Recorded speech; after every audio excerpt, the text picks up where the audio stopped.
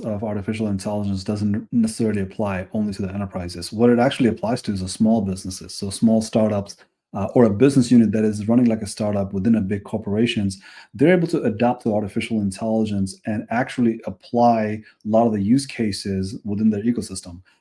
So just like that ecosystem of small or large businesses, if you drop the ecosystem of what it is that you do, not necessarily on a quarterly basis or a yearly basis, but day-to-day operation, you literally can draw up a picture of where the AIs fit in. And for the small business, that's perfect because small businesses have a lot of activities and they're very sporadic, right?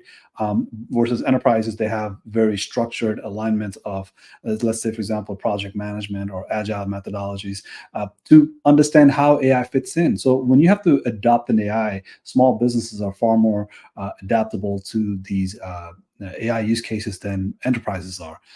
But however, if you look at it from the small business perspective within an enterprise level business, as in if you're an enterprise and you have lots of small business units, this business units individually can adapt to artificial intelligence a lot faster than an enterprise itself. Let's say, for example, the headquarters are able to adopt and spread it out through the rest of the business units.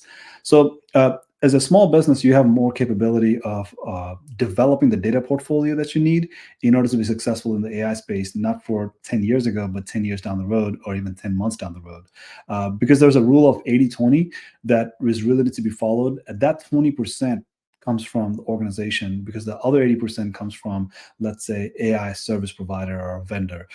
If Microsoft or Splunk gives you 80%, 20% falls into your hand in order to maintain those data and have those data work with this other 80%. So that there's a full picture of 100% that you can execute on artificial intelligence and reap the benefit of not wasting time, right?